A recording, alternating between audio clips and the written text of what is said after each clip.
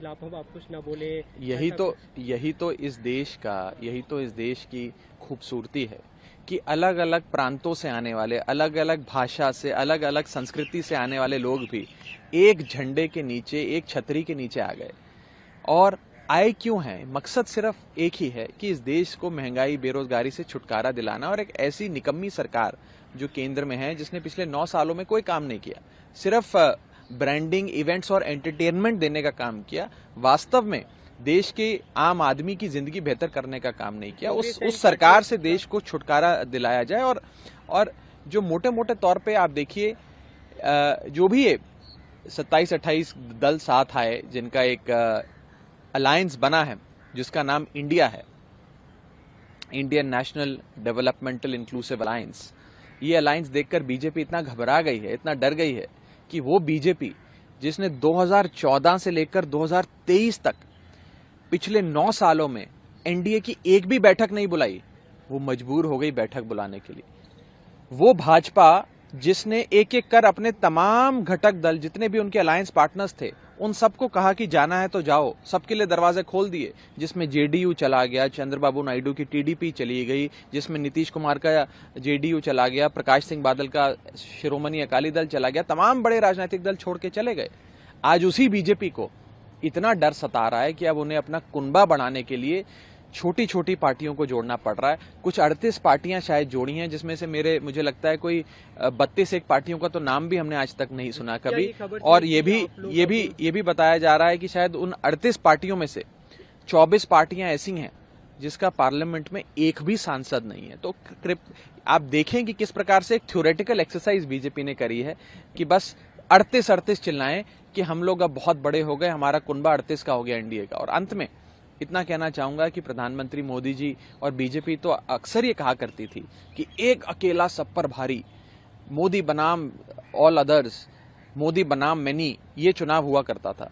आज बीजेपी ये नहीं कह रही एक अकेला सब पर भारी। आज उन्हें भी अपने अलायंस पार्टनर्स की, घटक दल की जरूरत पड़ गई। अब ये चुनाव एनडीए वर्सेस इंडिया हो गया है, इंडिया वर्सेस एनडीए हो गया है। और जब इंडिया का सामना किसी से होता है तो आप जानते हैं कि जीतता तो इंडिया ही है। बिल्कुल, आप लोग लगातार हमला कर रहे हैं एनडीए और बीजेपी पे, लेकिन आपके अब नए घटक की बात करते हैं तो क्या ये सच है कि अब आप लोग एक दूसरे पे हमले नहीं करेंगे? ऐसा कुछ इंस्ट्रक्शन दिया गया है कि आप कांग्रेस के खिलाफ ना बोले, टीएमसी के खिलाफ? देखिए, राजनीतिक मतभेद या वैचारिक मतभेद तो अक्सर एक परिवार के भीतर होते हैं, एक परिवार में भी होते हैं। नहीं, देखिए, एक परिवार के भीतर भी होते हैं, पर मुझे लगता है कि जो मेन मुद्दे हैं इस देश के, महंगाई कैसे दूर करनी है, बेरोजगारी कैसे दूर करनी है, उन सारे मुद्दों पे साथ में आएंगे लोग तो जरूर इस देश की बढ़ोतरी होगी। और आप याद करें 70 का दशक, मैं अक्सर इस बात को कहता हूं कि जब इस देश में इमरजेंसी लागू हुई थी और उस समय की बड़ी शक्तिशाली सरकार थी मिसेस इंदिरा गांधी की, उस सरकार को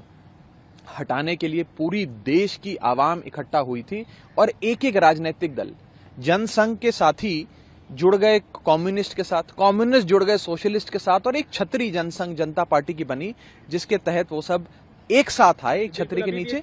और मिसेस गांधी को हार का सामना करना पड़ा था। तो मैं आज 1970 के दशक का जो हमने राजनीतिक पूरा प्रकरण देखा, उससे एक पैरेलल ड्रॉ करते हुए आज आपको 2024 के लोकसभा चुनाव का एनालिसिस करने के लिए जरूर आह्वान करूंगा। हमने देखा वहाँ पे कांग्रेस के ट्विटर हैंडल से अरविंद केजरीवाल के वीडियो शेयर हुए, तो अब इस पे सहमति है कि आप लोग एक दूसरे के खिलाफ ना बोलेंगे, बयानबाजी नहीं होगी? मैं कई बार आपके इस सवाल का जवाब दे चुका हूं, जो आप चौथी पांचवी बार पूछ रहे हैं। हाँ, कोई बात नहीं, मैं जवाब देना मेरा काम है, सवाल पूछना आपका काम है।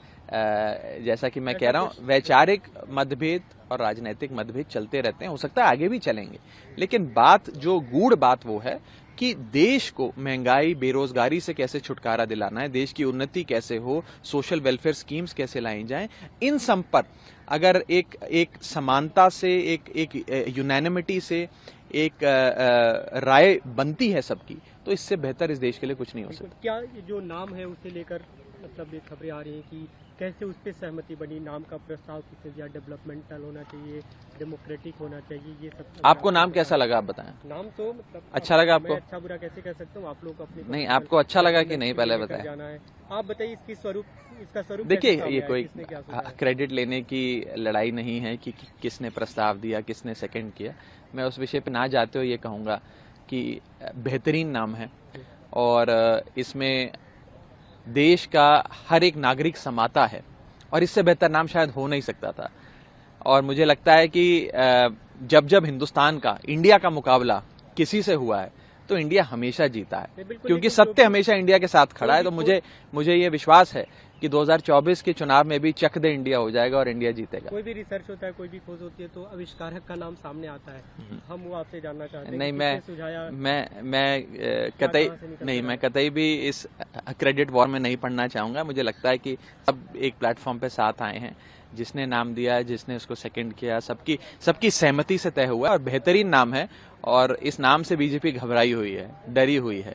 और मैं आपको एक और चीज बताना चाहूंगा कि इस नाम के अंदर इस देश के हर प्रांत का, हर भाषा का, हर संस्कृति का एक प्रकार से सम्मेलन सा होता है और बेहतरीन नाम है, जिसे देखकर एनडीए बिल्कुल घबराया हुआ है। और मुझे लगता है कि इंडिया ही जीतेगा 2024 में भी। प्रधानमंत्री ने कल एनडीए की मीटिंग में कहा कि ये लोग सभी विपक्षी दल एक साथ साथ नहीं आ सकते, और उन्होंने भी कहा कि मैं ये एश्योर करता हूँ कि मैं जो एक तरह से हार्ड वर्क कर रहे हैं, मेरे शरीर का हर कण, हर समय का हर क्षण देश को समर्पित है।